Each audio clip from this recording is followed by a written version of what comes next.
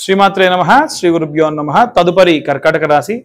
కర్కాటక రాశి వారికి సంబంధించి అక్టోబర్ 1వ తారీఖు నుండి 15వ తారీఖు వరకు ఎలా ఉండబోతుంది, ఎలాంటి మంత్రాలు చదవాలి, అసలు కర్కాటక రాశి అంటే ఏంటి అనే విషయాన్ని ఇప్పుడు మనం తెలుసుకుందాం. కర్కాటకము అనంటే మనకు బహు వ్యాపక అని అర్థం, లేదా బహు నివాసక అంటే ఎటువంటి వాతావరణంలో అయినా సరే నివసించగలిగేది, ద్వంద్వ ప్రవృత్తి కలది అని అర్థం. కర్కాటక రాశి వాళ్ళ గురించి కూడా వస్తే, వీళ్ళు ఉద్యోగం చేస్తూ వ్యాపారం చేసేటువంటి వాళ్ళు, వ్యాపారం చేస్తూ ట్రేడింగ్ చేసేవాళ్ళు, లేదా ఉద్యోగం వ్యాపారం చేస్తూ షేర్ మార్కెట్లో కూడా మనీ ఇన్వెస్ట్ చేసేవాళ్ళు, ఇలా ఒకే దాంట్లో స్టిక్ అయి ఉండరు. ఇంకొక స్పెషాలిటీ ఏంటో చెప్పాలా, కర్కాటక రాశి కానీ సింహరాశి వాళ్ళు కానీ ఈ ఇద్దరికి ఉన్న స్పెషాలిటీ ఏంటంటే, మనం అన్ని రాశులు చూసుకుంటే ఈ యొక్క మీనరాశికి, ఇక్కడ ఉన్నటువంటి ఈ యొక్క ధనుస్సు రాశికి గురువు రాష్ట్రాధిపతి, రెండిటికి కూడా ఇక్కడున్న ఈ రెండిటికి కుంభ మకరానికి శని రాష్ట్రాధిపతి, ఇక్కడ ఉన్నటువంటి వృశ్చిక మేష రాశులకి కుజుడు రాష్ట్రాధిపతి, ఇక్కడ ఉన్నటువంటి వృషభ తుల రాశికి శుక్రుడు రాష్ట్రాధిపతి, ఇక్కడ ఉన్నటువంటి మిథున కన్యా రాశులకి బుధుడు రాష్ట్రాధిపతి, కానీ ఇక్కడ ఉన్నటువంటి కర్కాటక రాశి ఒక్కదానికే చంద్రుడు రాష్ట్రాధిపతి, ఇక్కడున్న సింహం ఒక్కదానికే సూర్యుడు రాష్ట్రాధిపతి. సో కొంచెం ప్రీషియస్ అయినటువంటి రాశులు ఏమైనా ఉన్నాయా అంటే అది మొట్టమొదలు సింహం, రెండు కర్కాటకం. మాకు గురువులు నేర్పించేటప్పుడు ఎలా చెప్పారనంటే, ఈ యొక్క సింహరాశిని రాజుగా, ఈ యొక్క కర్కాటక రాశిని మంత్రిగా లేదా రాణిగా ఉద్దేశితపూర్వకంగా చెప్పారు. అయితే చంద్రుడు ఈ యొక్క రాష్ట్రాధిపతిగా ఉన్న కారణం చేత కర్కాటక రాశి వారికి అసలు చంద్రుడు ఇప్పుడు సాధారణంగా ఏంటంటే, చంద్రుడు ఎప్పుడు కూడా మూవ్ అవుతూ ఉంటాడు, ఒక చోట నిలకడగా ఉండడు. ఆయన గాలి ఎలా ఉంటుంది, ఉదాహరణకు గాలి మంచి మల్లెపూల మించి వెళ్ళింది అనుకోండి, ఆ గాలంతా పరిమళంతో వస్తుంది. ఒక జుబుక్సాకరమైనటువంటి, ఒక చెడు గ్రంథమైనటువంటి వాసనతో ఉన్నటువంటి దాని మించి వచ్చింది అనుకోండి, అప్పుడు చెడ్డ వాసనే వస్తుంది. అలా చంద్రుడు రాష్ట్రాధిపతిగా ఉన్నటువంటి కర్కాటక రాశి వారు కూడా కొంచెం చపలచిత్తంగా ఉంటారు, స్థిరంగా ఉండరు. అందుకే చంద్రుడు అమృతకారకుడు అని అంటారు. ఇప్పుడు మెడిసిన్ అనేటువంటిది ఎవరి ఒంటికి వెళ్తే ఆ ప్రకారంగా అది పనిచేస్తూ ఉంటుంది. కాబట్టి అది మీ పర్సనల్ జాతకాన్ని బేస్ చేసుకునే చంద్రుడు పనిచేయడం అనేటువంటిది స్టార్ట్ చేస్తాడు. మీ వివాహ సమయంలో, పుట్టిన సమయంలో కూడా లగ్నం నుంచి చంద్రుడు ఎక్కడున్నాడు అనే దాన్ని ప్రామాణికంగా తీసుకొని ముహూర్తాన్ని నిర్ణయిస్తారు. అంత గొప్ప రాశి ఏదైనా ఉంది అంటే అది కర్కాటక రాశి. ఈ కర్కాటక రాశికి 12వ ఇంట గురువు. గురువు ఎప్పుడు కూడా మంత్రికి కానీ రాణికి కానీ అద్భుతమే చేస్తాడు. కాబట్టి ఖర్చులో ఉన్నటువంటి ఈ యొక్క ఖర్చు కారకమైనటువంటి ఇంట్లో ఉన్నటువంటి గురువు ఎప్పుడు కర్కాటక రాశి వారికి ఇబ్బంది పెట్టాడు. ఖర్చు పెట్టించినా మంచి ప్రొడక్టివిటీ మీద ఖర్చు పెట్టిస్తాడు. పిల్లల చదువుకో, ఒక బండికో, ఒక ఇంటికో, ఒక బంగారానికో ఖర్చు పెడతారు. రేపటి నాడు మళ్ళీ మీరు దాన్ని రీక్యాష్ చేసుకోవచ్చు. 2వ స్థానంలో శుక్రుడు, కేతువు. 2వ స్థానం అంటేనే ఫినాన్షియల్ స్టేటస్, మీ యొక్క ఫినాన్షియల్ వర్క్స్, పనులు, మీరు చేసేటువంటి అన్ని రకాలైనటువంటి మీ స్టేటస్ని చూయించుకునే విధంగా మీరు చేసుకునేటువంటి వాటికి కారణం. అందులో ముఖ్యంగా శుక్రుడున్న కారణం చేత భార్యాభర్త ఇద్దరికి యొక్క ఖర్చుల వల్ల అన్నిటికీ కూడా సంబంధించి మీ ఫైనాన్షియల్ స్టేటస్ అనేది ఆధారపడి ఉంటుంది. మీరు కాస్త సేవింగ్ మోడ్లో ఉన్నారనుకోండి, ఆబ్వియస్గా మీకు ఖచ్చితంగా మంచే జరుగుతుంది, అంటే సేవింగ్స్ ఎక్కువగా జరుగుతాయి. అందులో ప్రత్యేకంగా 2వ స్థానంలో కేతు గ్రహ సంచారం కూడా ఉంది. కేతు ఎప్పుడు కూడా ఏం చేస్తాడండి అనంటే, మీకున్నటువంటి రాష్ట్రాధిపతి కేతువుకి ఎవరంటే చిత్రగుప్తుడు. ఆయన accounting department, chartered accountant department, finance department వాళ్ళు అందరికీ కూడా బాగు చేస్తాడు. ముఖ్యంగా బ్యాంక్లో ప్రమోషన్స్ కోసం ఎదురు చూసేటువంటి వాళ్ళకి ఈ కాలం చాలా అద్భుతంగా ఉంటుంది. అలాగే 3వ స్థానంలో సూర్యగ్రహ సంచారం. 3వ ఇల్లు అంటే ద్వితీయాధిపతి తృతీయంలో ఉన్నాడు. దానివల్ల ఏమవుతుంది అనంటే ప్రాపర్ కమ్యూనికేషన్లో ఉంటాడు, చాలా బాగుంటుంది, దాంట్లో ఎటువంటి సందేహం లేదు. సూర్యుడు కూడా ఉన్నటువంటి ప్లేస్ చాలా మంచిది.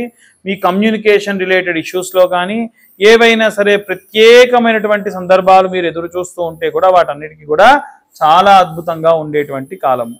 అలాగే ఈ యొక్క 4వ స్థానంలో బుధుడు కుజుడు, ఇంట్లో ఉన్నటువంటి వారికి ఏదైనా ఆరోగ్య సమస్యలు కాస్త మిన్నుగా ఉండే అవకాశం ఉంది.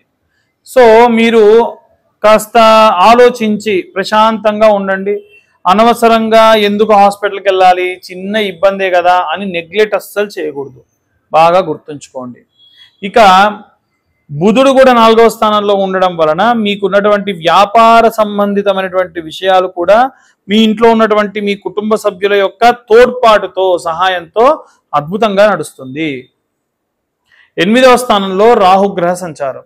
8th హౌస్లో రాహు ఎప్పుడు కూడా విపరీత చేష్టలే చేస్తాడు. వాస్తవంగా 8th హౌస్ దేనికండి అని అంటే మనకు 8th హౌస్ ప్రాపర్గా పరివర్తన అంటారు. నేను మారాలనుకుంటున్నానండి పూర్తిగా అని ఎవరన్నా అన్నారనుకోండి, వెరీ గుడ్ అంటామా? అదే స్నేహితులు కొంతమంది ఉంటారు, అరే నేను ఇప్పటి నుంచి నాకున్న చెడ్డ అలవాట్లన్నీ మానేస్తాను రా, నేను సిగరెట్ తాగను, మందు తాగను అని అంటే వెంటనే ఉన్న స్నేహితులు మంచివాడు ఉంటే వెరీ గుడ్ రా, చాలా మంచి పని అసలు అని అంటాడు. అదే కనుక ఉన్న స్నేహితుడు ఇంకొక రకంగా అంటే ఊరుకో అన్ని మానేసిగా బతికెందుకురా అంటాడు. సో చూడండి, బాగుపడదాం అని చెప్పి స్నేహితుడి దగ్గరికి వెళ్తే వాడిని బాగు చేయకుండా ఇంకా దుర్భిక్షమైనటువంటి స్థితికి తీసుకెళ్తున్నాడంటే అసలు వాడు స్నేహితుడే కాదు. మీరు ఎప్పుడన్నా మీ స్నేహితుల దగ్గరికి వెళ్ళి ఇలా చెప్పండి, అరే నాకు ఉన్నటువంటి చెడ్డ అలవాట్లు అన్నీ మానేస్తాను, నేను బాగుపడాలనుకుంటున్నా అని చెప్పారనుకోండి, అరే ఓకేరా మంచి పని రా బాబు, రేపటి నుంచి మేము ఎప్పుడన్నా అలాంటి స్మోకింగ్ డ్రింకింగ్ చేస్తే నేను పిలవం, కాబట్టి అలాంటివి ఏమైనా ఉంటే కూడా అయిపోయిన తర్వాత నువ్వు రా అన్నాడు అనుకోండి, వాడు నిజంగా చెడ్డ అలవాట్లున్న మంచి స్నేహితుడు అని అర్థం. అలా కాకుండా విపరీతమైనటువంటి మాటలు మాట్లాడి ఇంకా మిమ్మల్ని సిగ్గు లేదా, శరం లేదా, అసలు నువ్వు మగవాడివేనా, ఇవన్నీ మానేసేవాడన్నా అసలు ఉంటాడా అని అంటే వాడంత దరిద్రుడు ఇంకోటి లేడు, వాడిని కట్ చేసి పడేయండి. సో రాహు ఎప్పుడైతే ఈ ప్లేస్లో ఉంటాడో అలాంటి స్నేహితులే మీ పక్కన ఉంటారు, అలాంటి వాళ్ళు మిమ్మల్ని ఇంకా రెచ్చగొడతారు. మీరు వదిలేసి ప్రశాంతంగా ఉండాలనుకుంటే ఇంకా ఇంకా ఎక్కువ చేస్తారు. సో అది మంచిది కాదు. వాళ్ళు ఎవరన్నా అలా అన్నా మీరు మాత్రం మీ మంచి ఆలోచన వైపే అడుగులు వేయండి. 9వ స్థానంలో శనిగ్రహ సంచారం చేయడం వలన 9th హౌస్ దూర ప్రాంతాలు ప్రయాణం చేయడానికి దోహదపడుతూ ఉంటుంది. అయితే మీ దూర ప్రాంతాల ప్రయాణంలో భాగంగా దెబ్బలు తగలడం కానీ కింద పడడం కానీ ఏదైనా కాస్త భయపడేటువంటి పనులు ఏమైనా జరిగే అవకాశం అధికంగా కనిపిస్తూ ఉంది. ముఖ్యంగా చూసుకుంటే ఇవన్నీ కూడా గోచార రీత్యా ఉన్నటువంటి విషయములు మాత్రమే. పూర్తిగా మీ జాతకం విశ్లేషణగా కావాలనంటే మీ పేరు, మీ date of birth, time, place కింద ఉన్న నెంబర్కి వాట్సాప్ చేయండి. ఖచ్చితంగా మనం 2025 రూపాయలు ఛార్జ్ చేస్తూ ఉన్నాం. ఎందుకండి 2025 రూపాయలు, అమ్మో అన్ని డబ్బులా మేము కట్టాలా అని అన్నవాళ్ళు కూడా ఉన్నారు పాపం. సరే, నిజంగా చెప్పాలనంటే ఇంత డబ్బులు తీసుకోవడానికి కారణం మేము 60-70 పేజీల్లో జాతకం ఇస్తాం కాబట్టి ఖచ్చితంగా వాళ్ళకు జాతకం అంతా పీడిఎఫ్లో ఇచ్చి ఒక జ్వాలాముఖి మాల ఇచ్చి వాళ్ళతో డీటెయిల్డ్గా నేను మాట్లాడతాను. ఆసక్తి కలవారు కింద ఉన్న నెంబర్కు కాంటాక్ట్ చేయొచ్చు. అలాగే అన్ని వర్గాల వాళ్ళు ఏ రెమెడీస్ చేయాలి, ఏ మంత్రం చదవాలి, ఎలాంటి మంత్రపఠనం చేసి దీపారాధన చేస్తే మంచిదనే విషయాన్ని ఇప్పుడు మనం తెలుసుకున్నాం. ఇప్పటి వరకు కూడా గోచార రీత్యా మనకు అన్ని విషయాలు కూడా అంటే గ్రహ సంచారాలని బట్టి ఎలా ఉండబోతుంది అనేటువంటి విషయాన్ని మనం తెలుసుకున్నాం.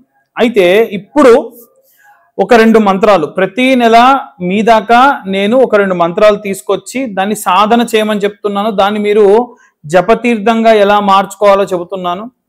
ఈ నెల ప్రత్యేకంగా ఉన్నటువంటి కాలం మార్పులు జరిగిన కారణం చేత, వర్షాలు అధికంగా ఉన్న చేత చాలా మందికి ఆరోగ్య సమస్యలు, అంటే చిన్న పిల్లలకి వృద్ధులకి ఏదైనా అయితే మన ఇంట్లో అందరం కూడా ఇబ్బంది పడతాం. కాబట్టి వీలైనంత వరకు మనం అంటే తట్టుకుంటాం, వాళ్ళు తట్టుకోలేరు. కాబట్టి వీలైనంత వరకు ఈ మంత్రం పైన ఉన్న మంత్రాన్ని నిత్యము 11 మార్లు చదవడం వల్ల చాలా మంచిది. ధన్వంతరి మంత్రం.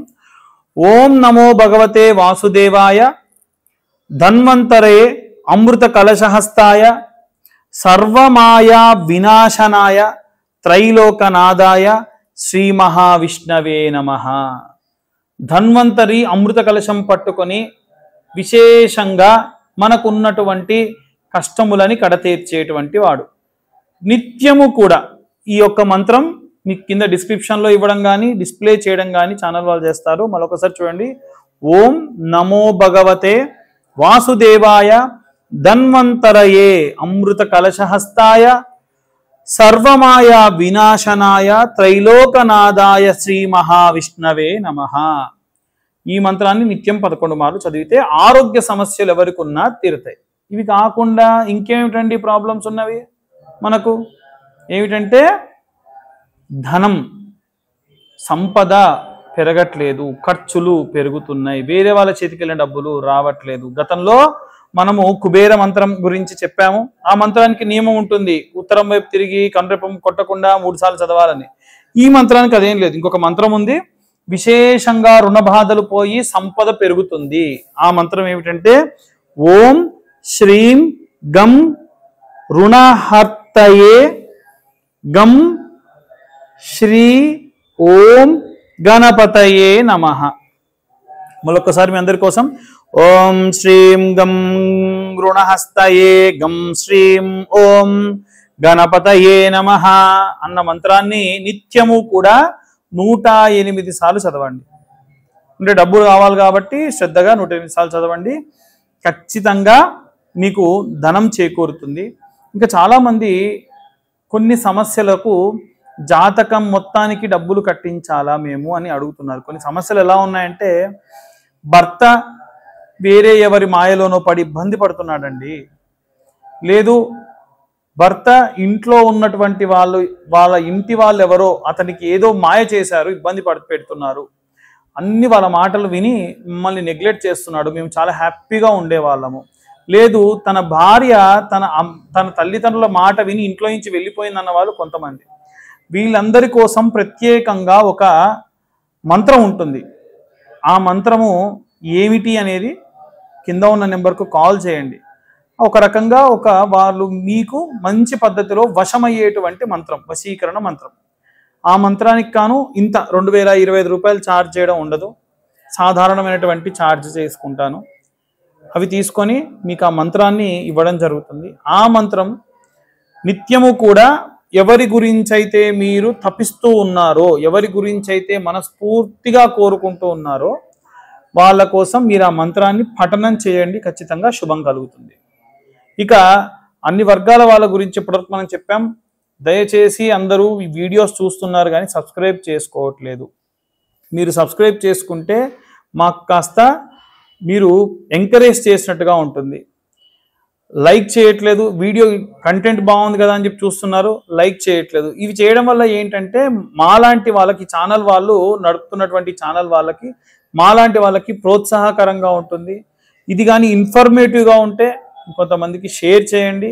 ప్రత్యేకమైన ఇబ్బందులతో ఇందాక నేను చెప్పినట్టుగా ఎవరైనా భర్త భార్య వాళ్ళ మాట వినకుండా అనవసరంగా మధ్యలో ఉన్నటువంటి వాళ్ళ వల్ల వేరే వాళ్ళ వైపు వెళ్ళిపోతున్నారు, వాళ్ళు మళ్ళీ తిరిగి మీ దాకా రావాలి అంటే ప్రత్యేకమైన మంత్రం ఉంటుంది. ఆ మంత్రం చెప్తాను, దాని గురించి కాల్ చేయొచ్చు. సర్వే జనా సుఖినో భవంతు. స్వస్తి.